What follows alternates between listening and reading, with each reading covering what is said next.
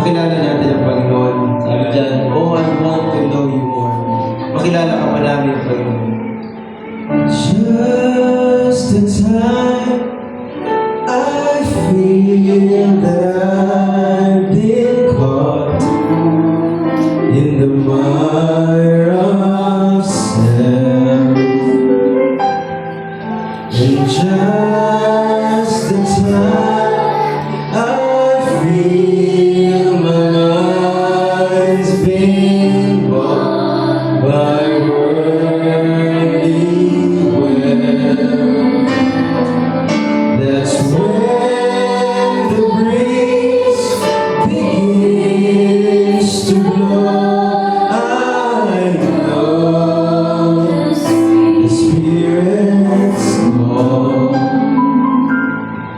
and all my worldly wanderings just melt into His love. Oh, to know you more, deep within my soul, I want to know you. Oh, I want to know you, to feel your heart and know your mind. Looking in your eyes, tears up within me. Cries that say, I want to know you. Oh, I want to know. Isa pa, chorus. Oh, I want to know you more. Deep within my soul, I want to know you. Oh, I want to know you, and feel your heart and know your mind. Looking in your eyes, rise up within me. Rise and say, I want to know you. Oh, I want to slow down.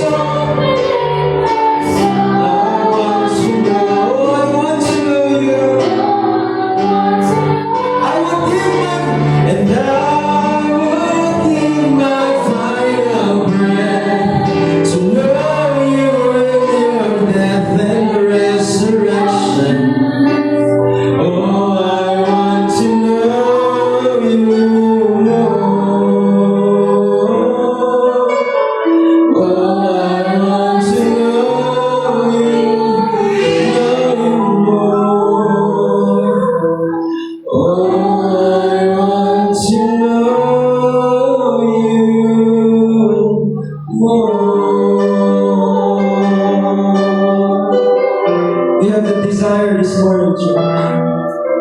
Makilala natin ang Panginoon. Makilala natin siya ng lubos. Kung sino siya sa ating mga buhay.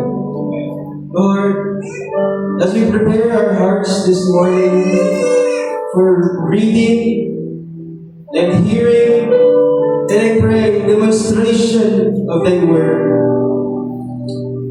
Kaya ang aming puso ay magkauhaw sa umagang ito.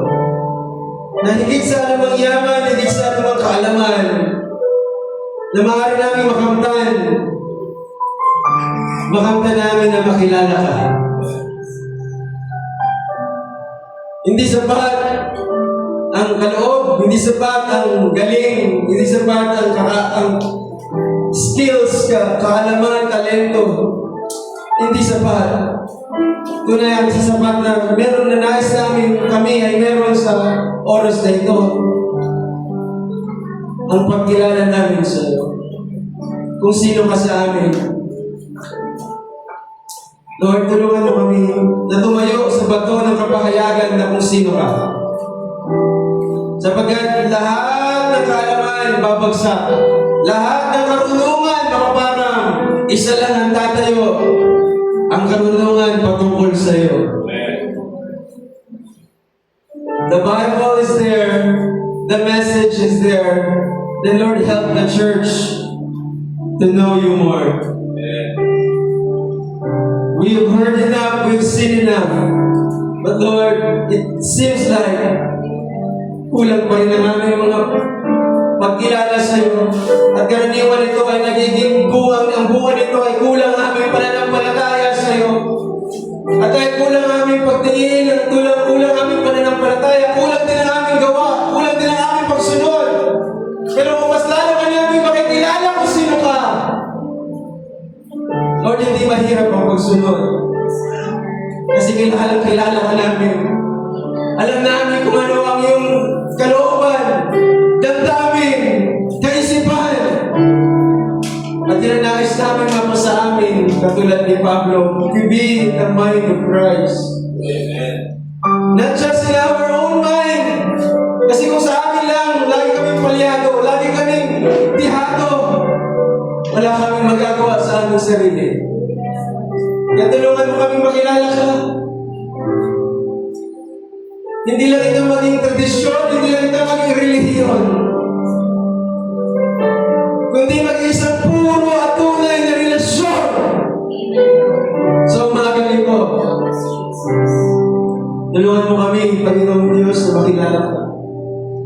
Sapagkat doon nakatatag ang pinakapundasyon ng iglesia nito. Tulungan mo kami sa umaga nito. Bless our service, Lord, and you speak to your children in Jesus' name. Amen. Pagpakan natin, Panginoon. Tayo may bukas na natin Biblia. In the book of John, I believe that posted there. Ito ang pinakadulo ng tinatawag na four Gospels. We will talk about the four Gospels, not the entire Gospel, because napakahaba ng four Gospels, but we just need to emphasize things as introduction. And we will deep dive probably by next 2 weeks. Siguro, next week wala tayo sa church na to kasi rapture na. Wala tayo sa church na to kasi nandun tayo sa Angeles. Sarap sabihin, rapture na. No? Wala po tayo dito dahil merong inikitahan tayo muli po sa Rufi na magkaroon tayo ng joint fellowship, mga kapatid, sa biyaya ng Diyos. The same time, after the service, magkakaroon tayo ng meeting regarding the anniversary of Angeles. Napakalapit na po. It was November 29. Right? Somewhere there. 29. Kasi alam ko ang 30 Sunday yun. Pagkakalam ko. Huli ko pag-check. So kung paano tayo tutulungan ng Angeles Church sa ating anniversary, ngayon din sana ang ating pag-abot sa kanila ng suporta, mga kapatid, kumbaga sa tayong pamilya, mga kapatid na magtutulungan sa oras ng kagalakan. Kapag ito ay selebrasyon, mga kapatid, tingnan natin ito as selebrasyon natin sa Panginoon. Okay, so announcement po yan. Young people, ipa-finalize natin yung list natin for Alingayen Church youth camp. At kailangan natin isubmit ang ating listahan, especially for the t-shirt. Amen. So, John chapter 20, 30, 31, this is the last verses ng tinatawag na four gospel. Pag may nagtanong sa inyo, four gospel ba kayo? Well, yes, but there's more about four gospel. Because ang ating pananampalataya ay hindi na naman nakaikot sa four gospel. Because ang four gospel ay Matthew, Mark, Luke, and John. Karaniwan, alam ng mga tao, lalo ng mga nagbabasa ng Biblia, dito nakalaan, nakatala, ang buhay ng ating Panginoong Kristo nung siya ay nasa lupa. Okay? Now, ang sabi dyan, gumawa rin niya si Jesus. Sabi ng prophet, ang pinakasentro ng Biblia at maging ang ating pananampalataya, walang iba ang ating Panginoong Jesus. Gumawa siya ng mga bagay, gumawa rin si Jesus ng iba't ibang maraming tanda sa harap ng kanyang mga alagad, pero hindi nakasulat sa aklat na ito. Hindi lahat nasusulat. Kumbaga, kung babasahin po natin yan, hindi na nakasya eh. Kasi napakarami yan. Ngunit ang mga ito ay nakasulat, kung ano man yung mga nakasulat daw, patungkol sa Kanya. Ito ay upang kayo'y magsisampalataya. Na si Jesus ay ang Kristo, ang anak ng Diyos, at sa inyong pagsampalataya, listen, ay magkaroon kayo ng buhay. Diniskas itong buhay na ito, hindi na ito buhay sa lupa, kundi buhay na walang hanggan ito. Na nasa Kanyang pangalan. Numuna, ibig sabihin niya. Ibig sabihin ng pangalan, hindi yan pangalan lang na Jesus Christ na parang alam mo lang yung pangalan niya. Ibig sabihin, alam mo yung authority ng pangalan niya. Alam mo yung dala o kaya kapangyarihan ng pangalan niya. At ibig sabihin, alam mo yung katangian. Karakter niya. No? Karakter ng pangalan niya. At doon lang tayo nagsasampalataya sa pangalan niya. May the Lord bless His word. Balik tayo po. So, next one is this. The four, the four Gospels. In bagong font. So, ang four Gospels, as I mentioned, sa to lang, sinatry kong pabawin sa biyaya ng Diyos yung bagay nito sapagkat ang lalim ng take ng prophet pagdating sa four gospel. No? Kaya niya mo i-connect sa book of Revelation. The four living pictures. First time ko nakita kasi yun. I've never seen it sa theology, kung nag-theology ako. Pero sa umaga nito, gusto ko lang sabihin na sa four gospels, Matthew, Mark, Luke, and John, it emphasized that there is an eternal being na nagkatawang tao siya. Na siya ay Diyos mismo na nasa anyong laman. Na kapatid. Nagkatawang laman o nahayag sa laman. So makikita mo sa Matthew, sa Mark, sa Luke, and John, yung malinaw na kapahayagan ng kanyang kapanganakan, ng kanyang kamatayan, pagkalibing, pagkabuhay na maguli, at yung pag-akyat niya sa langit, pag-upo sa trono ng Diyos. Malinaw na kapahayagan na siya ang anak ng tao, siya anak ng Diyos, na nagkaroon ng manifestation ng mga prophecy before. No? Kasi totoo lang, ang Old Testament ay introduction ng New Testament. Hindi sila magkahiwalay. Magkasama yan. May mga prophecy sa Old Testament, yung mga propesya na yun, nangyari sa bagong tipan. At higit sa lahat sa four Gospels. Nangyari yung mga yun. Kaya, yung God above us, no, na hindi nakakasama ng tao, lagi lang nakabantay as a pillar of fire, pillar of cloud by day, pillar of fire by night, ipo-ipo, nasa nature ang Diyos, namit ni Moses in the burning bush, Diyos pa rin yun, nagmamanifest sa iba't ibang anyo, in morphes, sabi ng prophet, pero yung Diyos na nagkatawang laman, na nakasama ng tao, Emmanuel, God with us, nandiyan yan sa four Gospels. Sana malinaw yun sa church na to. Mga kapatid, na ang Diyos nagkatawang laman at nakasama ng tao, nakarecord ang iba't ibang kaganapan ng kanyang buhay, lalo na sa mga salita niya. Mahalaga yun. Lalo na yung mga gawa niya, napakahalaga yun. Sa totoo lang, ang mga alagad, mga disipulong ito na pinili by inspiration of the Holy Spirit, na kalaunan naging mga ebanghelista, si Mateo, si Marcos, si Lucas, at si Juan.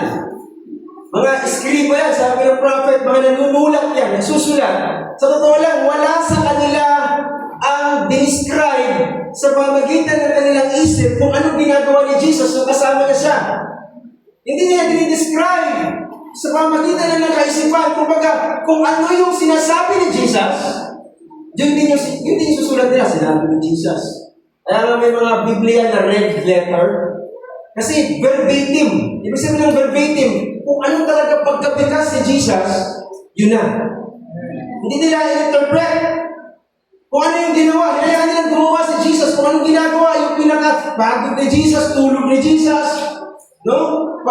Pagbangon ni Jesus, muli, pag-alis ni Jesus sa umaga, pag-alis ni Jesus, paglayo ni Jesus, kung ano na nakikita nila, walang sariling interpretasyon. Kasi yun talaga dapat ang mangyari. Kung ano ang ginagawa ng Panginoon, hinayaan niya siyang magsalita, kumilos para sa kanyang sarili. Now, huwag natin isipin na ang gospel is a simple biography lang. Alam niyo po yung biography? Kasi pag pinagsama-sama natin, inilarawan ng 4 na ebanghelyong ito, tandaan natin, tingnan nyo ito apat ang pinakabahagi, 4 na bahagi ang New Testament, listen church. So makikita nyo, I'm not really preaching, I'm teaching right now. Because there's time to preach, there's a time to teach. So maraming linggo, I'm preaching hard. But this time, I'm being led by the Lord to teach. So 4 ang bahagi ng New Testament. Gospels, Matthew, Mark, Luke, John.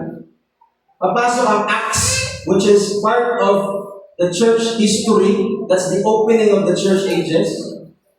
Now, papasok din yung pangangatlong bahagi, which is epistles. Sabihin mo ang epistles. Ang epistles, mga sulat. Parang sobre. Kasi sinulat ang epistles na nasa bilangguan si Pablo. 2 ang epistles. Isang Pauline na tinatawag from Paul at general epistles. Nandiyan ang Hebrews, nandiyan ang 1 John, 2 John, 3 John, Peter's, James, nandiyan din ang Philemon, nandiyan ang Jude. Yan ay mga epistles pa rin. So yan ang pangatlong bahagi ng New Testament. Yung pang-4 na bahagi is the prophecy, which is the book of Revelation. At sabi ng prophet, that's the book of Jesus Christ. So makikita mo, lahat yan, pag yan interesado ka at nobya ka ni Kristo, pag nobya ka ni Kristo, ulitin ko, interesado ka dyan. Kasi, inilalahat dyan kung sino yung kasintahan mo. Kung bakit may church ng Moriones, kasi merong bridegroom ang Moriones. Merong Diyos ang Moriones na karelasyon niya. At makikita mo, makikilala mo siya sa 4 na bahagi na yan ng New Testament. So hindi siya biography ni Jesus Christ ang 4 Gospel. Kundi ang pinapakita ng 4 Gospel is yung personalidad ni Jesus. Kasi pag sinabing biography, listen, ito yung detalyadong talaan ng buhay ng isang tao. Malalaman mo yung kanyang puno niyang pangalan, saan siya pinanganak, sino nanay at tatay, ano ang birthday, kailan pinanganak, saan lumaki, saan nag-aral, saan nagtrabaho, saan. Ganyan ang biography. Una ko nakita ko yata ang biography sa buhay ko, yung kay Rizal. Biography ni Rizal. Nakita ko na sa piso, nakita ko na sa eskwelahan. Lahat. Kasi, syempre, pambansang bayani natin. Pero higit sa lahat, meron tayong pinakabayani ng ating buhay. Pero hindi gusto ng Biblia na makita yung biography niya. Kasi para lang siyang record book. Pag tinignan mo ang Biblia, record book lang to. Nakaayos na marahan para makita mo yung umpisa hanggang dulo. Pero hindi ganito ang Biblia. Kasi kung biography lang ang 4 Gospel, limitado lang siya sa mga pangyayari at mga detalye. Kasi kung tutuusin mga kapatid, hindi sinabi ng Biblia kung anong ginawa ni Jesus nung 13 years old siya hanggang 30 years old o 29 years old siya. Silent yung Bible kung ano yung buhay niya nung 13. Nung 12 kasi nabinggit pa kung anong ginagawa niya eh. And mind you, out of like 7,935 verses of New Testament, yung childhood days niya, 12 verse lang. So hindi siya pwede sabihin biography. Ang focus ng Biblia, hindi para magpapakilala lang ng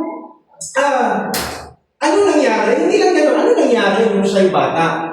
Nung sinilang siya? Nung siya'y 12 years old? Nung siya'y 30 years old? Hindi lang yun ang gustong sabihin ng Biblia. Ang gustong sabihin ng Biblia, hindi lang ano ang nangyari, kundi sino siya na dumating sa buhay mo.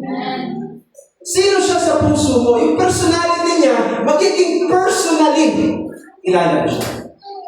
Kaya personality, kasi ang gusto ng message, makilala mo siya personally. Hindi lang churchally or churchality. Na parang lahat tayo kilala si Jesus, yes. Personal mo yan, kapatid. Personal sa nanay mo, personal sa'yo. Kaya kami ni Mr. Tay, may personal ang pagkilala sa Panginoon, may personal siyang pagkilala sa Panginoon. Kasi ang tunay na relasyon, personal. Walang peke na totoong relasyon. Peke yun. Gusto natin personal kasi sa pamamagitan ng personal, doon lang nagiging totoo ang relasyon. Totoo ba yun? Mga kapatid, so, sino ba ang Diyos sa puso mo? Sino ba si Kristo? Yung pagkatao, kung maghahanap ka ng isang karakter o isang katangian na sa tingin mo, mangingibabaw sa lahat ng katangian, kaya mong sabihin, mangingibabaw ang Panginoon. Kasi kilala mo siya. Church, I'm talking, by God's grace, personally to you. Kung meron mong iisipin isang tao na mangingibabaw sa lahat ng mga karakter, sa lahat ng mga prinsipyo, sa lahat ng ugali, ng kabutihan, mangingibabaw kaya sa Lord sa isip mo? O kaya mangingibabaw ba siya sa puso mo? I'm asking you. Sana masagot mo yan. Kasi gusto ng Diyos, nandoon sa puso mo ang salita niya, hindi lang dito.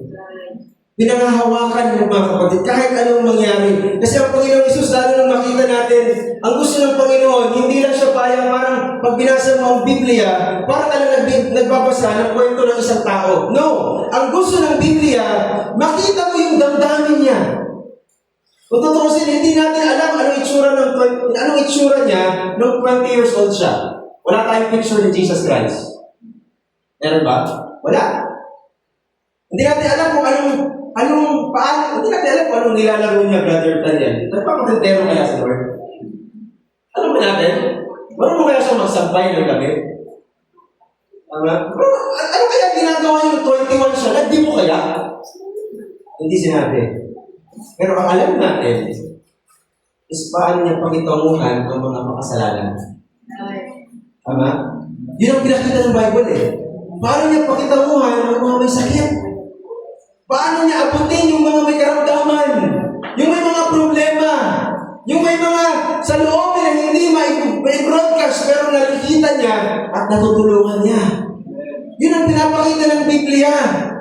Kung sino siya, paano siya nagsalita, paano siya kumilos. At sana yun ang maihayag sa puso mo mismo kung sino siya. Kasi siya ngayon, kaya mo bang sabihin na ang pinuri natin kanina ay ang banal na spirito at walang iba kundi siya rin? Nararamdaman mo siya, ang kanyang presensya, kasi makikita mo sa 4 Gospels, hindi lang yung presensya niya eh, kundi ano yung resulta ng kanyang ginagawa sa mga tao. May tingnan mo yun. Nangyayari ba yun sa atin? Church? Nagiging impact ba ang presensya ng Diyos sa atin o parang wala na?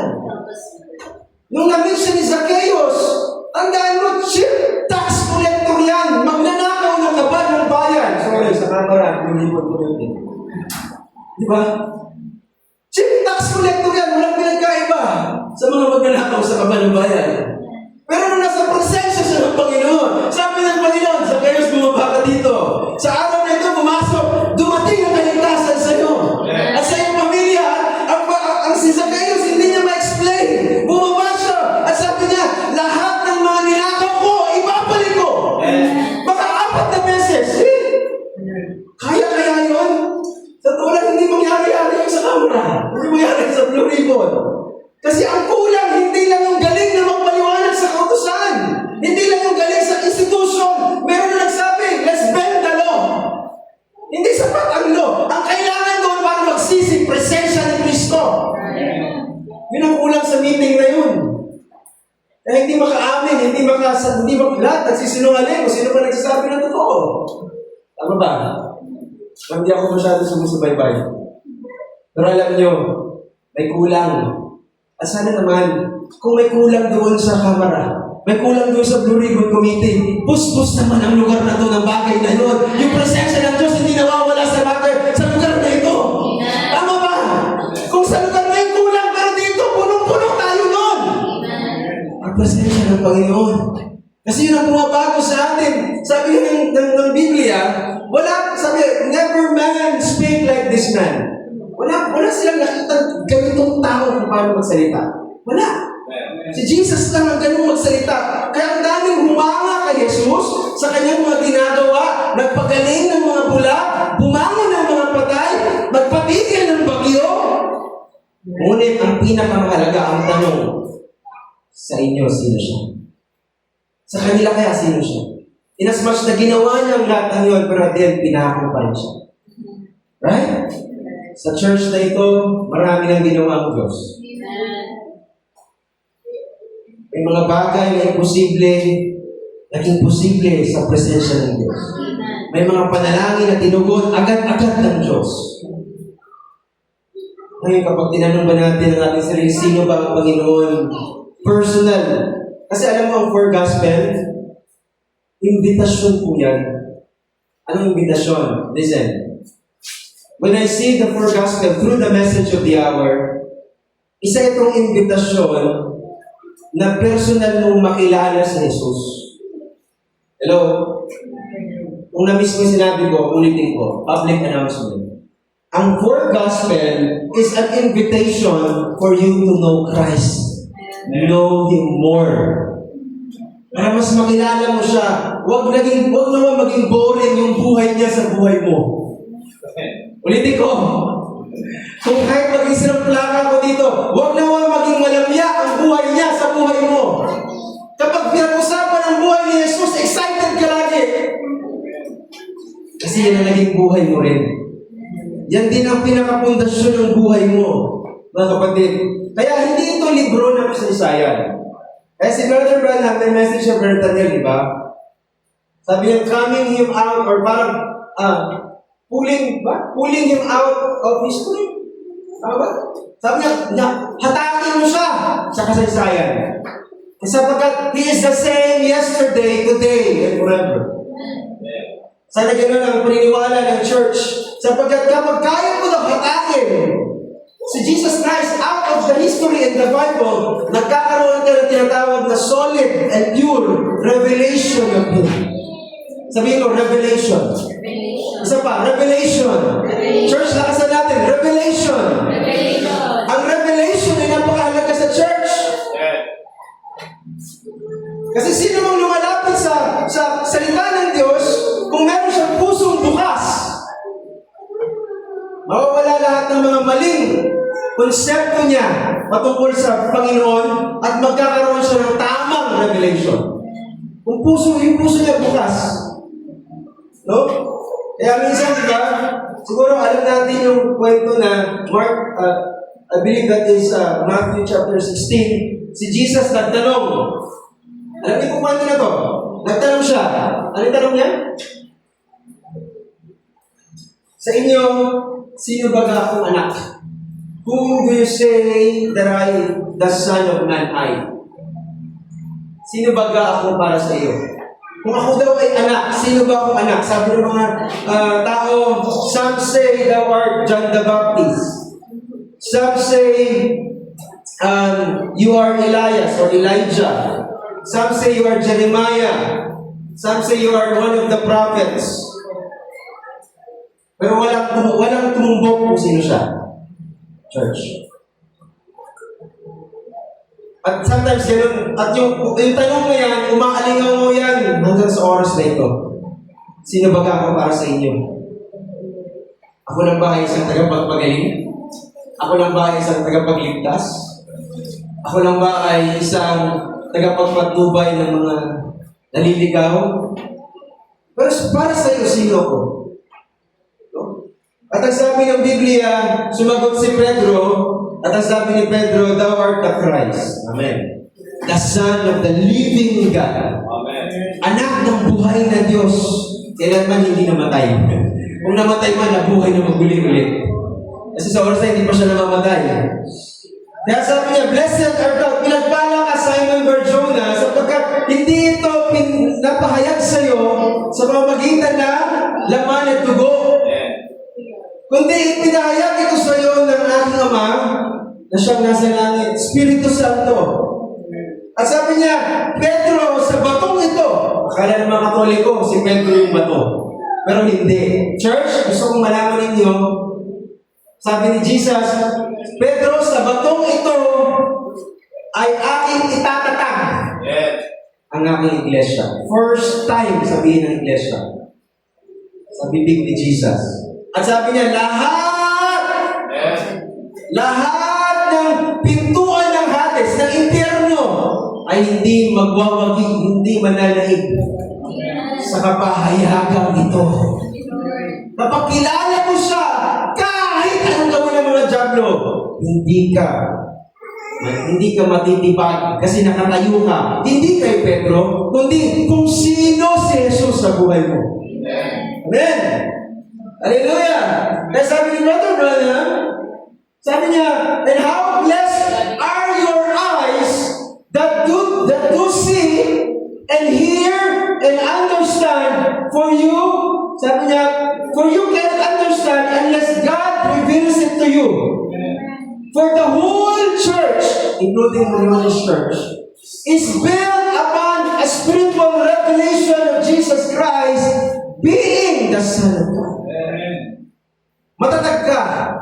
Kasi pwede natin sabihin Church of Moriones to, pero ikaw ang church. Ikaw. Ikaw yung hindi natitipag. Ikaw yung nakatayo. Ikaw yung hindi matatalo. Maniniid ang mga impyerno sa'yo. Ikaw yun. Maaring matipag ito one day. At ilipat natin sa mas malaki. Hindi ba na? Pero hindi building ang church lang. Ikaw ang church, sister. Ikaw yung hindi matipag. Ikaw mo, tagal mo na dito. Ito'y dahil nakilala mo, Panginoon. Amen? At tunay na kilalanin mo pa. Mas malalim pa na pagkilala. Kasi kapatid, masakit itong sasabihin ko. Listen, masakit ito. Kung wala, okay? Kung wala kasi yung revelation ni Jesus Christ sa buhay mo, kung sino si Jesus Christ sa buhay mo, masakit sabihin, wala tayong pinagkaiba sa mga relihiyon sa labas. Totoo lang. Bumaba lang yung buhok mo. Nagkapalda ka lang. Okay, meron ka lang anyo ng kabanalan, sabi ni Brother Branham. Pero yung kapangyarihan kasi nasa pangalan ng Panginoon eh. Nasa pagkilala mo kung sino ang Panginoon eh. Kung sino ba siya, gaano ba siya katapat? Gaano ba siya mapagmahal? Ano ba kayang gawin? Ano ba kayang gawin ng dugo niya? May kapangyarihan ba ang dugo niya? Nasa kapahayagan niya, natanggap mo. Kasi kahit anong backslide ng isang tao, kapag nasa kanyang revelation ng Jesus Christ, hindi ako mangangamba, babalik kasi yan. Hindi ako mangangamba. Kasi babalik yan sapagkat siya ay natatag. Pero kapag hindi natin natanggap ito, shaking left and right, wala sa bato. No? Ngunit kapag binuksan ng Espiritu Santo ang ating mga mata, upang makilala kung sino talaga siya, ang katotohanan yan, ang nagiging bato na kinatatayuan ng buhay mo, ng pamilya mo, ng ministry mo, at ng iglesia mo ito. Kapag nabuksan yan, dumating man yung unos, magbago man yung opinion ng tao sa'yo, mananatili yung kapahayagan ni Kristo bilang anak ng Diyos, pagkurang matibay kang tatayo sa pananampalataya. Gusto mo ba yun? Gusto ko yun. Kasi hindi ako nakadepende sa gusto ng tao. Nakadepende ako sa pagkilala ko sa Panginoon. To be honest, yes, sabi nga si Sister Lo kanina, I'm very sorry, Sister Lo. I wanna apologize. Kasi alas 9, wala pa daw tao. Umuwi na daw siya, nag-base na siya, nakapagbahay na ba? Wala pa. Nakapagbahay na. Kasi akala niya wala pupunta. I apologize, Sister Lo. Pero we waited for an hour. Kung wala pa rin, I have to stand. No, as a old minister in this place, I need to start the service because hindi dahil ayaw nating mainip ang bawat isa. Alam niyo bakit? Kasi naghihintay ang Panginoon. Totoo lang, in the practice that we have, alas 9, late na yun para mag-start. Alas 9 nga, dapat nag-start na talaga tayo. Merong mana na hinihintay ang Diyos na ibagsak. Ayaw natin na mapanis yung mana. Kasi late na tayo nagsimula. I just want to remind you, the Lord is waiting for you. And I see the clock, it's already 10, almost 10. I said, Lord, I'm very sorry. We don't want you to wait any longer. Because ang gusto ng Diyos, masamba na siya, magpurihan na siya. Pinakahihintay ng Diyos sa buong linggo. Just so you know. Because we're serving a living God. Living God! Buhay yung Diyos na yan, mga kapatid. Naghihintay yan. Buong linggo tayong pinantayan yan. Buong linggo tayong pinagpala yan. Buong linggo tayong iniligtas niyan, pinotektahan sa uno, sa bagyo. Ngayon ang linggo, ibigay mo sa Kanya. At kung kaya natin mas maaga, dahil mas matibay tayo, kahit ano man ang gawin ng kaaway, ang focus natin, siya ang focus natin. Wala tayong ibang focus, mga kapatid. The focus is who He is. Dalawa, bakit ba natin pinag-aaralan ng four gospel? Kasi sino siya at bakit siya dumating? Sino siya at bakit siya dumating? Pero hindi siya interesado na himayin pa lahat ng bagay na meron siya nung bata siya, paano kaya siya natutong magkarpintero? Hindi na hinimayo eh. Hindi na kung anong ginawa niya nung mga bagay, mga panahon na siya'y bata pa. Hindi na nila ngayon kasi ang gusto ng Diyos, mag-focus tayo kung sino siya at kung bakit siya dumating. Kasi kung titingnan natin, napakadami. Sabi ko, 12 verses for childhood. Napakakunti niyan. 2 Corinthians chapter 5 verse 16. Sabi ni Pablo, dapat buwan ko, ito ang nagbabago. Kaya nga mula ngayon, ganito ay hindi natin nakilala ang sino man ayon sa laman. May gusto sabihin si Pablo. Bagamat nakilala natin si Kristo ayon sa laman. Ibig sabihin, sinasabi niya, ang Diyos nagkatawang laman. Ngunit sa ngayon, sabi niya sa mga Korinto, hindi na namin nakilala siyang may gayon. Hindi na namin inuusisa yung mga bagay, lahat ng mga bagay patungkol sa kanyang laman. Yung kanyang paglaki, kasi hindi lahat natala. Pwede kasi sabihin ng mga tao, sigurado ka bang Diyos yan? Nasa baybayan mo ba lahat? Now, in terms of biography, incomplete yung biography. But in terms of personality and character, kompleto ang Biblia. Kung paano gusto makilala ng Diyos, makilala mo siya, kompleto ang Biblia. Walang kulang. Kasi baka, yung ibang taga-Korinto kasi, pinagdudahan para sigurado ba tayo dito? Alam mo naman ang Korinto, bata pa sa pananampalataya. Sabi ni Pablo, hindi na natin alam ang itsura niya sa laman. Nung 20 years old siya, o kaya, hindi na natin alam kung paano siya natutong magkarpintero. Ngunit malinaw, mga kapatid, yung buhay niya, nung dumating siya, nagpapatunay na siya ang Messiah. At sana, mga kapatid, umalingaw yun hanggang sa ating panahon. Alam mo, sa mga message believer, kasi legalista tayo, dahil marami tayong alam. Sa totoo lang, naging message believer tayo, masyado tayong nag-focus sa kung anong birthday ni Jesus. Hindi naman talaga December yan. Mga walang revelation talaga itong mga to. December, Pasko. Diba? Kumanta na naman si Wherever I See Girls and Boys. So parang, ang tingin natin, hindi nila alam. Ipinanganak si Jesus ng bandang March, April, May. Parang ang galing nyo natin ito. Alam ko yan Pero hindi nyo alam yan Wala na bago ba buhay mo? Kung nalaman mo yun? You get that one? Hindi na kasi ang message dito. Hindi ganun eh. Hindi ganun ang take ng message na para minsan nakalimutan natin yung mga dates. No? Hindi natin exact, kasi brother, hindi niya alam na exact date kung kailan pinanganak si Jesus. Alam na niya, April. Bakit? Kasi yung tupa, Sister Lo, pinapanganak sa April. Kasi ang kordero ng Diyos, si Kristo. At ang mga kordero, pinapanganak niya ng mga April. Kapag tinignan mo yung, Zodiac. Di ba may Zodiac na ram? Ang ram ay tupa. At pumapatak yan sa April and May.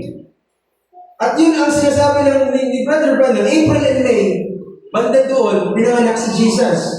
Pero ipagyapang mo yan, alam mo yan, na para pag mas mataas ka na sa iba, dahil yun ang alam mo, hindi naman nagbago ang buhay mo doon eh. Nabago ang buhay mo nung dumating siya sa kababaan. Nung siya'y pinanganak, sabsaban lang. Diba? Doon mo nakita na ang gift sa ni Brother Branham sa buong mundo. Hindi nakagrap sa maganda. Sabi niya, nakarap sa isang parang sakong tela, swaddling cloth. Pero dumating pa rin siya para sa iyo. Sinundan pa rin niya yung pagkapanganak mo. Bakit siya kailangan manganak? Kasi ganun ka pinanganak. Kailangan niya sundan yung kapanganakan mo mula pagkabata mo hanggang lumaki ka. Makasalanan ka kung tutusin. Pero kailangan siyang dumating na mula bata hanggang lumaki siya, walang kasalanan para pag binigay niya ang buhay niya ay karapat-dapat para sa iyo. Nakuha niyo po yun? May nagbuwis ng buhay, may nagbigay ng buhay, may namuhay ng magandang buhay para sa iyo. Kasi kailangan ganun ang tatanggapin ng Diyos na buhay. Kaya titignan natin, hindi dates. Listen, hindi natin titignan ang season lang. Kasi ang mga mister nga, minsan, ito pag pinagmumula ng away, nakalimutan ng mister yung birthday. Nakalimutan ni mister yung anniversary. Away na to.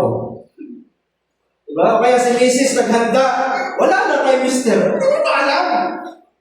Pero minsan nakalimutan mo, yes, minsan makakalimutin ang mga brother. O, umamin din kayo mga sister na makakalimutin din kayo. Diba? Pero alam mo, ang huwag na huwag mong kakalimutan sa isang relasyon, yung personalidad niya. Lalo na yung bagay na patungkol sa Panginoon. Yes, nakakalimot niya kapatid na yan. Pero nakalimutan ba niya ang Panginoon? Yun sana ang mas mangibabaw sa pamilya. Yung bagay patungkol sa Panginoon, kung paano niya alagaan ang kanyang mga anak, paano siya mag-effort, mag-aruga. Sana yun hindi makalimutan. Hindi lang yung dates ka sana ang maalala mo, hindi yung date, kundi yung loyalty niya. Yung pagbabago niya. Oo ba nyo? Kasi may dahilan bakit binigay ng Diyos yung taong yan sa buhay mo. Hindi para lagi mo lang husgahan. Asawa kita, I have the freedom. Ang husgahan ka. I'm your critic. Minsan napupuno rin yan. Minsan magkaroon tayo ng discernment din. Siyang say amen. Mga kapatid. So, ano ka napunta doon? So, ang gusto natin sabihin, mga kapatid, alas 11:18 na.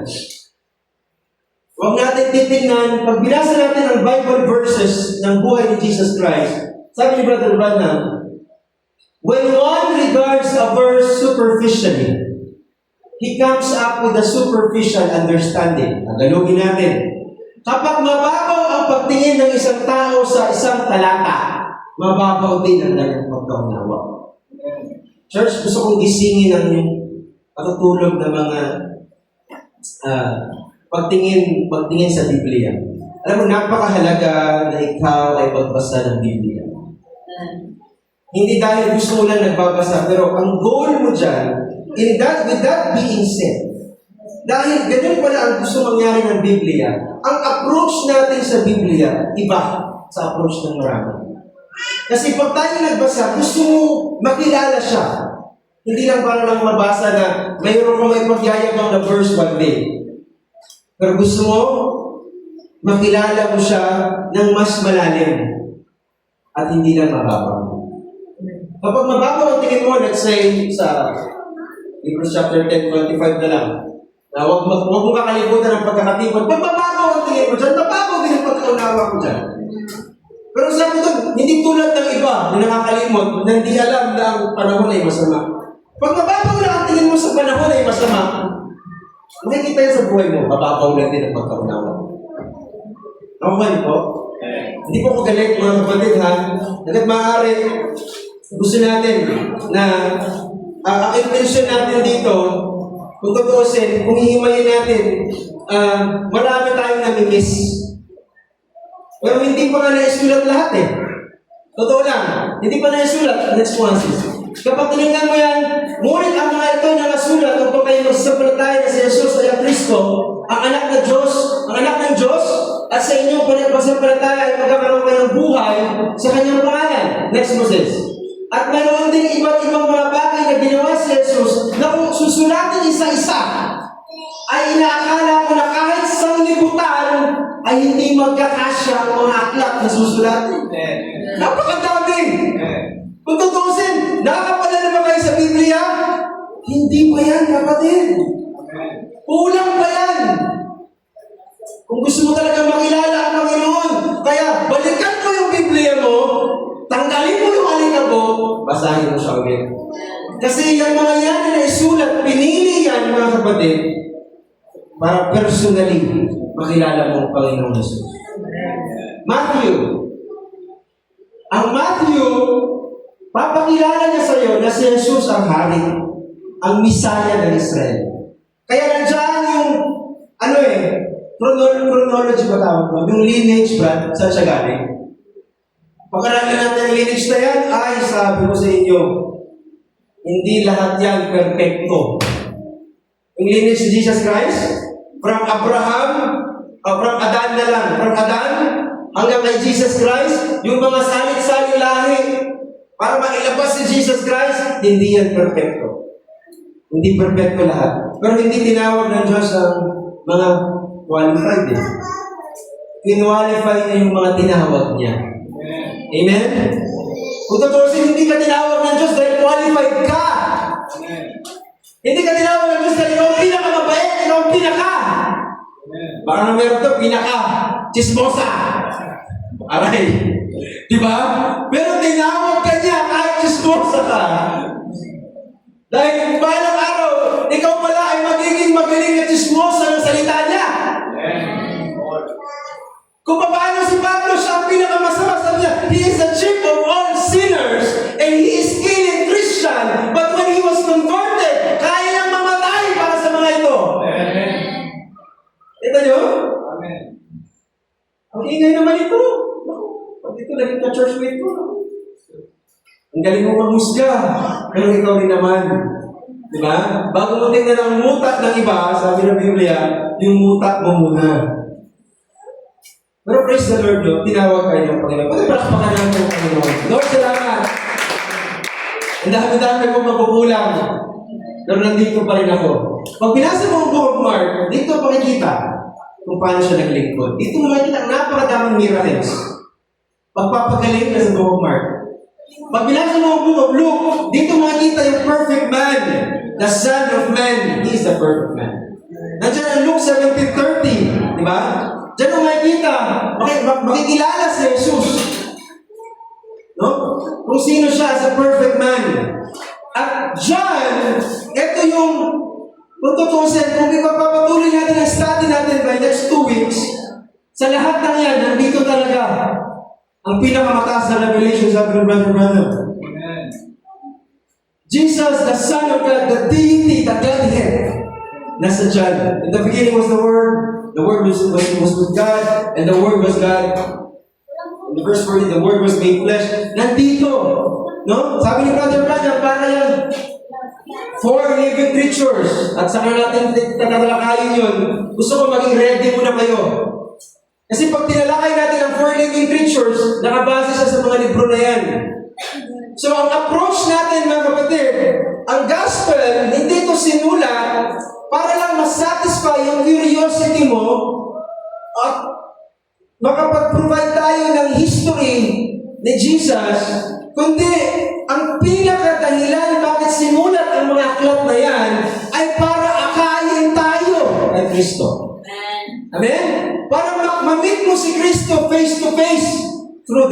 word. Amen. Face to face, yes. Totoo lang, face to face.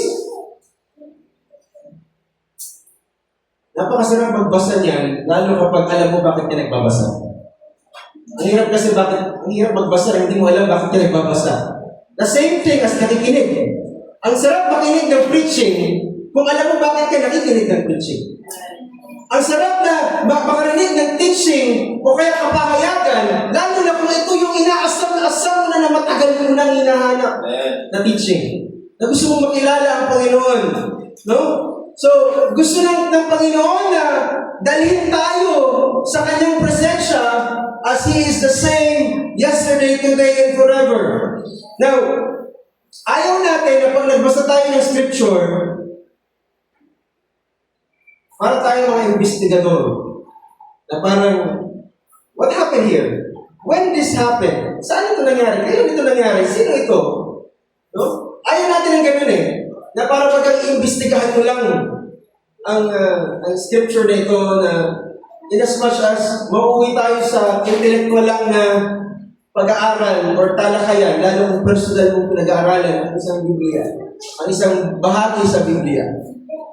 Bigyan ako ng example. Nung si Kristo ay pumunta sa templo, nung dumating siya sa templo, okay, so gamitin ko yung word na to, nagwala siya. Tama? Naglinis siya. Diba? Tinapon niya yung mga lamesa. Isa ang unang tanong, grabe naman itong tao. O kaya, sino kaya ang mga nakasaksi? Hindi kaya nasira ang reputasyon ni Christ or ni Jesus noong panahon na yan? O kaya, gaano kaya katanda si Jesus Christ na yan? O kaya, paano kaya siya nakarating at paano siya nakarating dyan? Parang, sometimes we are out of context kapag nagbasa ng scripture. Pero, isang bagay na approach na gusto ko makita natin dito, gusto natin makita, lalo itong tagpong ito, bakit ito unang-unang nakita? Kasi, itong tagpo na pagdating niya sa templo, si Matthew na nasaksihan nito, si Mark nasaksihan nito, si Luke nasaksihan nito, si John, lahat ng yan, nakita kung paano nagwala si Jesus. Kung paano niya tinumba yung mga lamesa at sinabi niya na ang templo ng aking ama ay hindi templo. Sabi niya, tatawagin ang bahay ng aking ama na bahay niya dalanginan. Yun ang sabi niya eh. Nung nagdagano siya, bakit mo pinagtutumba yan, Jesus? Bakit mo sinira yung mga tinda? At bakit magpapalitan lang naman kami ng pera? Nakikita niya, nakadiscern niya, yung pagpapalit ng pera hindi tama. Na ginagawa pa sa harap mismo ng templo. Kasi sinabi niya, corruption eh. May corruption, di mo, kahit sa templo may corruption. Sabi niya, nasusulat, sabi niya, ginagawa niyo yung yungib ng mga tulisan ang templong ito, sabi niya. So, kung titingnan mo lang yung emosyon, para pagkang mali si Jesus. Listen to me. Sometimes, pag titingnan mo ang isang ministro, parang, grabe naman mag-preach itong si brother. Masakit. Diba? At grabe naman itong magturo si brother. Ang tagal. Alam po, yung iba, nakatagalan. Ay nako, alam nyo lang. Kasi napunta ako sa Batangas. Brother, bye, kamusta? Ayos lang. Balita ko, ginalo kayo ng mga ministers. Yes. Lalo, ginalo kami ni Pastor Bunyo. Ay, sabi ko, kung ano lang din. Lumalang din sana sa amin yan. Gusto ko talaga siya makita. O, Brad, sabi na ganyan. Matagal yung kanyang pagtuturo. 5 hours na lang naman.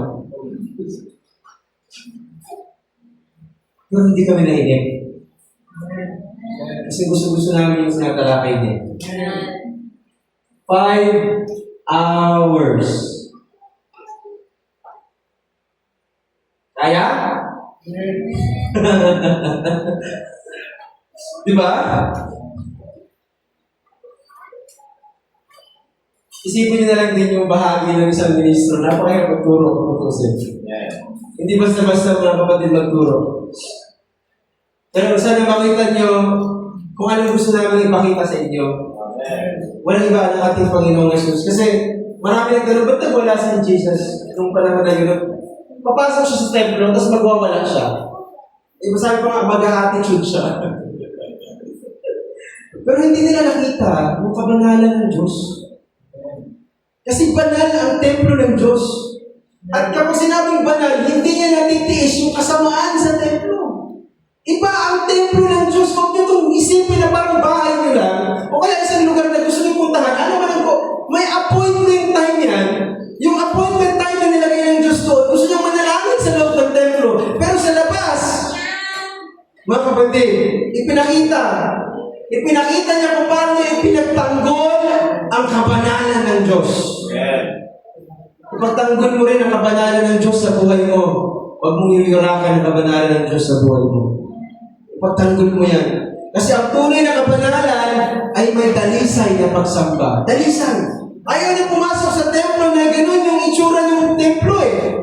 Hindi maaaring magpuri sa Diyos habang puno ng kasakiman at pandaraya ang templo. Kaya nga napakahirap mag-worship kung mayroong kasalanan. At napakahirap magturo ng brown out. Kasi wala na akong PowerPoint. Okay lang ba sa inyo? Wala na akong mic. So sana makita nyo yung gusto sabihin ng Panginoon, ginagawa kasi negosyo yung templo eh. Ginagawang mga ngalakal ang mga handog. Kasi alam mo, sa book of Deuteronomy chapter 15, ang sabi doon, huwag na huwag kang magbibigay ng ikapo o kaya handog na galing sa pandaraya. Dog price, ibig sabihin. Halimbawa, magnanakaw ka, mangungupit ka, mandaraya ka, tapos kumita ka. Hindi mo yung pwedeng ilagay dito.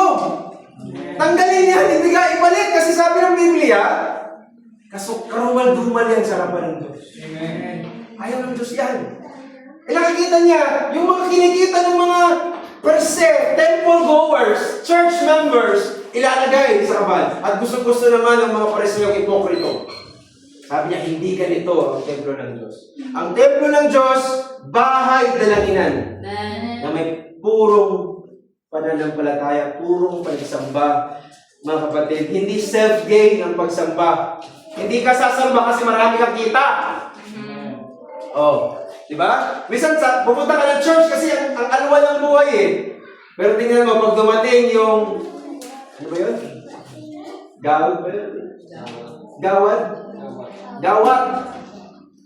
Alam mo, mas mag-glorify si Lord out of your gawad, sumamba ka pa rin. Mas mag-glorify si Lord. Kasi wala ka nang maibigay, yung sarili mo na lang. Tama ba yun? Kaya ayaw na Lord, nasa labas, akala nila, puro-puno ng paglilingkod. Kasi hindi pinapansin ng mga Pariseo yung ginawa nila eh. Pero si Jesus, pinansin niya, kasi ang gusto niyang mangyari, hindi lang puro panlabas. Ang pagsamba, mga kapatid. So, makikita natin, ang pagsamba, sa oras na yun, nung binasa natin ang 4 gospel na yun, no? Mahalaga sa Diyos ang panalangin. Moriones Church, tulungan mo ko sa prayer. Kahit once a month magkaroon tayo ng prayer meeting. Kasi bahay dalanginan ito. Hindi ito basta lang bahay pagsamba. Listen, ang church na to, kung ito'y pinagkaloob ng Panginoon, bahay dalanginan po ito. Kung meron nga ikaw bagay na kabigatan, hindi mo kaya manalangin sa bahay, pumunta ka dito. Hindi mo susi na sister, manalangin ka dito. Dito na umusap ang Panginoon at parang bumabalot personal sa iyong Panginoon. Bahay dalanginan po ito. Ihanda mo ang sarili mo pag bahay dalanginan. Sapagkat, sa totoo siya, hindi naman panlabas talaga ang hanapin ng Diyos. Pero tama rin na may present ka, tulad ng pinangarap ko last week. Yung attendance. All you have to do is show up. Yun ang kaalala nun. Diba? Ang kailangan mo lang gawin is pumunta. Mag-show up. Minsan hindi mo na alam kung paano lumaban. Parang si Jehoshaphat, hindi niya alam kung paano lumaban. Pero hindi siya umabsent. Lumaban siya in a way na dumating siya Kasi Lord lang bakalang lumaban. Hindi nila kaya lumaban eh. Ang daming kalaban, 3 kingdom ang kalaban. Isa lang sila, kulang-kulang pa. Sabi niya, Lord, hindi ko kaya lumaban, hindi kami army. Pero ang mata ko nasa iyo. Amen. So ang ginawa nila, umaga, walang umabsent. Yung sinabi ni Lord, sige, pumunta ka doon sa kung saan dapat kayong makibaka. Pumunta sila doon. 3 kingdoms ang kalaban. Nandun sila present. And doon sinabi ng Biblia, the battle is of the Lord. Amen. Ang lumaban, hindi sila. Ang Diyos ang lumaban. Yun ang kailangan natin sometimes, no? When we say this alam mo, ang daming makikita sa 4 gospel na karakter ni Jesus. Huwag mo kakalimutan kapag marami ng bagyo ang buhay mo. Tandaan mo si Jesus, pinakita niya mismo kung paano niya pahintuin ang bagyo. Maraming bagyo sa buhay natin. Sabi ng prophet, kailangan mo nang gisingin si Jesus. Dahil tulog siya dun sa bangka. No? Sabi ng isang quote, mas gusto pa niyang kasama sa mabagyong lugar si Jesus sa isang bangka kaysa sa maaluan na lugar na wala si Jesus. Iba pa rin pag nandun si Jesus, mga kapatid. So, makikita natin that 4 gospel is inviting you to know Jesus more. Shall we say amen? Hallelujah. Now, para magtapos ako at hindi na tayo masyado humaba pa, gusto ko mapapakinggan kasi mainit na. Naramdaman ko ang init. Nandiyan pa ba kayo? Amen. Okay. Bibilisan ko. Ang misyon ni Jesus, nung dumating siya sa Matthew, Mark, Luke, John, is primarily sa mga Hudyo. Totoo yun. Huwag nyo isipin na parang tayo yung pinuntahan. Matthew 10:5-6, huwag kayong pupunta sa pook na maintin, huwag kayong papasok sa alimang bayan ng mga Samaritano, utos ni Jesus, kundi puntahan ninyo ang mga nawawalang tupa sa bahay ni Israel. Yun ang dahilan ba siya dumating? Matthew 15:23-25. Ngunit sumagot siya at nagsabi, hindi ako sinugo kundi sa mga nawawalang tupa ng sambahayan ni Israel. Amen. So ang una ng priority, focus, is yung mga nasa kautusan, tutusin. Ang bahay ni Israel. Kaya sabi niya, Matthew 5:17, huwag ninyong isipin ako'y naparito upang sirain ang kautusan. Amen. O ang mga propeta. Ako'y naparito hindi upang sirain, kundi upang ganapin. Okay. Sana nakuha ko yung, ano na yan. Now, wala tayong PowerPoint. Pero, mga kapatid, si Jesus dumating siya para hindi i-abolish ang kautusan. Nandyan pa rin yung kautusan, pero fulfilled na. Huwag mong isipin na may mga kautusan ng Old Testament, pero dahil nagkaroon na ng biyaya, wala nang kautusan. Nandyan pa rin ang kautusan, mga kapatid. Hindi pa rin siya tinatanggal. Hindi pa rin siya inaalis. Pero nilagay yan, mga kapatid, para ikaw ay sumampalataya. Ang sabi ng Romans 10:4, si Kristo ang katapos-tapusan ng kautusan upang maging katwiran mo, lalo na sa mga sumasampalataya. Dahil kung tutuusin, wala naman talagang makakagawa ng lahat ng kautusan. Kahit gaano kagaling ang isang mangangaral, hindi niya kayang sundin lahat ng kautusan. Pero may tumupad ng kautusan, at nung natupad yung kautusan, manampalataya ka na lang doon sa tumupad ng kautusan para sa iyo. Kasi dapat pa rin may tumutupad sa kautusan. Pag ang kautusan dumating, ang sasabihin ng kautusan dito, kung si Jesus Christ ay, kumbaga, nasa Old Testament tayo, wala tayo sa New Testament, kung hindi dumating si Jesus Christ, you must! Kung hindi, you die. Ganun ang gagawin. Pero nung dumating si Jesus Christ, namatay siya, naiibig, nabuhay na maguli, umakyat sa pinaka-trono ng Diyos, at siya'y nasa kanang kamay ng Diyos, bumaba ang banal na Espiritu, at yung banal na Espiritu na yun, siya rin yun, pero ang banal na Espiritu na yun, kayang pumasok sa iyo. Tama? Ano ang kayang gawin nun? Anong kaugnayan yun sa kautusan? Kung ang kautusan ay sinasabi, you must, kailangan mong gawin kasi pag di mo ginawa, mamamatay ka. Pag dumating naman ang biyaya ni Kristo, dumating yung banal na Espiritu ni Kristo, ang sasabihin niya sa iyo, gawin mo, o hindi, ang sasabihin niya, gagawin ko ang kautusan sa pamamagitan mo. May kautusan pa rin, pero hindi ikaw ang gagawa. Siya ang gagawa through you. Through you.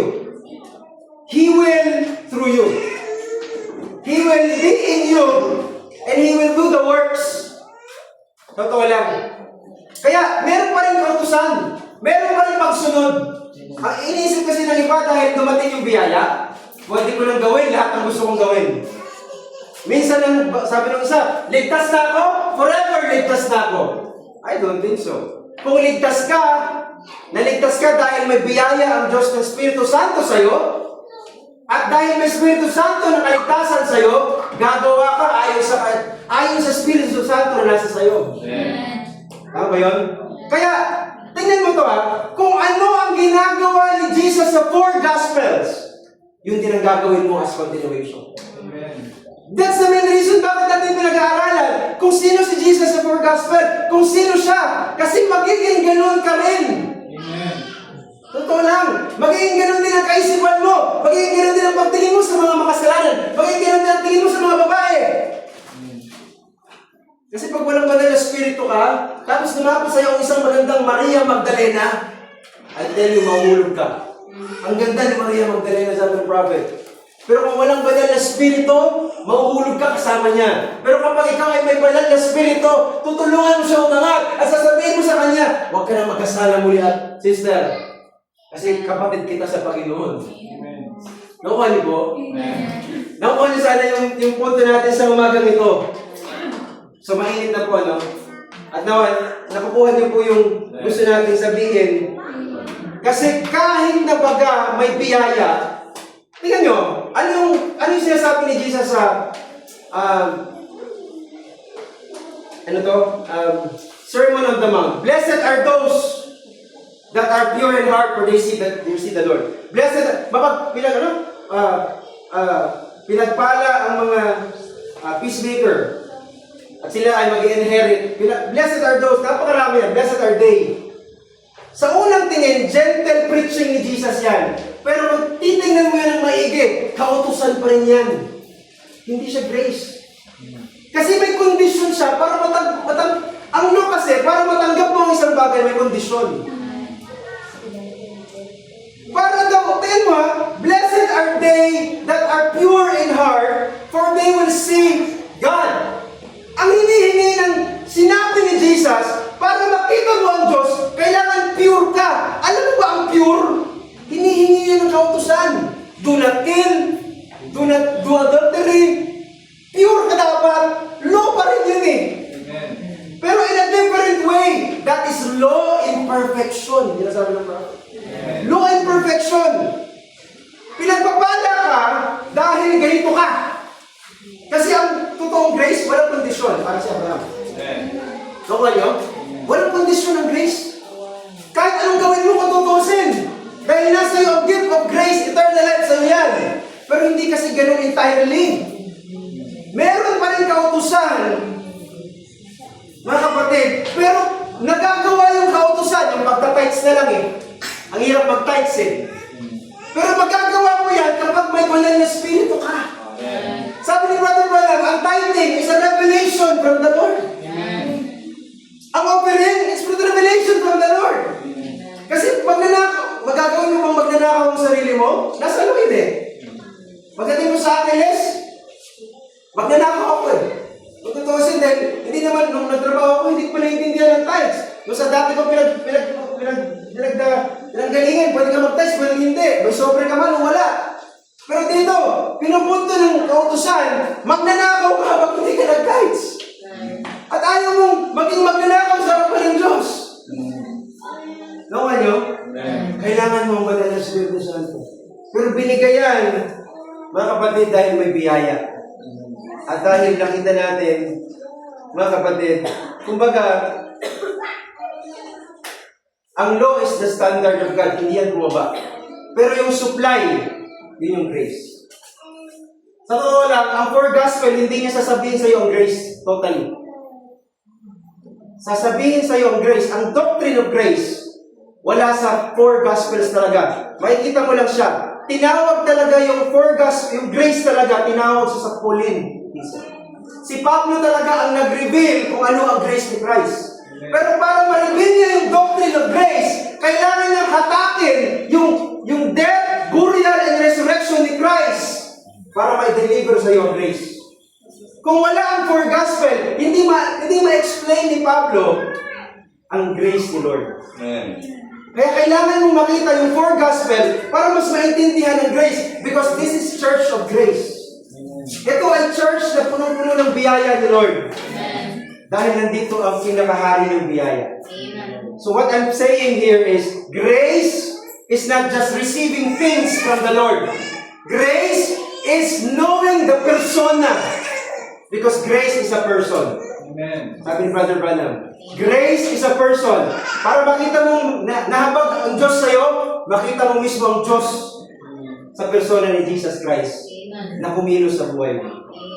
Nawa ito nagbigay ng mas malalim na pag-unawa sa inyo mga kapatid. Tulungan tayo ng Panginoon. I'm gonna close this. But by God's grace, magpatuloy ka sa Panginoon. Tingin mo mula ng Espiritu Santo, kumilos ito sa iyo at mangyari kung anong kalooban ng Panginoon. Katulad ng ginawa ng Panginoon sa Kristo nang siya'y dumating. Alam mo, dumating ka sa pinakadulo ng panahon. Tandaan nito pinagkatiwalaan ka ng Diyos sa huling panahon. Ikaw yung tinawag niya. Marami siyang pwedeng tawagin, pero ikaw yung pinagkatiwalaan niya na magmana ng banal na spirito niya. Kaya mo rin ba siyang pagkatiwalaan na isuko mo yung puso mo sa Kanya? Kasi yung puso mo, dyan mananahan ng banal na spirito sa Kanya. Kung pinagkatiwalaan ka niya, kapatid, pagkatiwalaan mo rin ng Panginoon. Isuko mo lahat sa buhay mo. Shall we say amen? Tayo natin tumayo. Palakpakan ng Panginoon. Thank you, Lord God. Tayo manalangin. Lord Jesus, salamat po sa napakainam na service. Bagamat napunti o nawala ang aming enerhiya na nagkaroon ng blackout. Lord, this circumstance, itong nangyayari ito, hindi ito naging hadlang para maihayag sa iglesia nito yung sakdal na kalooban, Lord. Mainit, Panginoon, pero nawa mas maging mas mainit ang aming puso sa iyo. Lord, buksan mo ang aming mata, buksan mo ang aming pandinig, buksan mo ang aming puso, na mas lalo pang makilala ang Panginoon. Tulungan mo ang iglesia nito, Lord, sa mga elders na narito. Panginoon, patuloy mo silang ibangon, patuloy mo silang palakasin, pangalagaan mo sila, Panginoon, ang mga brothers namin, ang mga sister wives nila, Panginoon, maging ang mga youth na narito. Panginoon, mga sanggol, mga mumunting, mga kapatid namin na nandito, Panginoon. Lahat kami, Lord. Isa kaming limpak ng iyong biyaya. Isang dakot ng iyong biyaya. Tulungan mo kami, Panginoon. Pahawakan mo kami, Lord. Marami pa kaming dapat gawin. Marami pa kaming dapat asikasuhin, Panginoon. May mga pamilya pa kaming nais na akayin. May mga kaluluwa pa kaming nais na ibalik, Panginoon. Tulungan mo kami. Magka-burden, Panginoon, para sa mga tao ito. Lalo na sa iyong service, Panginoon. Nawa maibigay namin ang panambahan na nararapat sa iyo. Lalo na sa lugar na ito, Panginoon. Maging epektibo kaming worshiper, O God. Kung kami tinawag mo, Panginoon, let be our yes be yes, no our no. Tulungan mo kami, Panginoon, na magkaroon ng tibay, na maitayo ng matibay ang aming sarili sa bato ng kapahayagan, ang pagkilala namin sa iyo, Panginoon. Maraming salamat sa umagang ito. Ano po aming gagawin, Lord? I believe we have a short gathering, a potluck, Lord, by your grace. Lord, help us. At nawa, mas maging sentro ka ng aming fellowship. We truly love you, Lord Jesus. We truly dear your works in this church. Hindi sa dami, hindi sa konti, kundi sa mga puso, Panginoon, na naghahangad na mas makilala ka at mas masamba ka. Mauwi po sa iyo lahat ng kapulihan. Pasalamat sa iyo ang pinakamataas na pagdakila sa pangalan ng Panginoong Yesus Kristo. Amen. Pangalan ng Panginoon. Hindi ba namin yan? God bless you.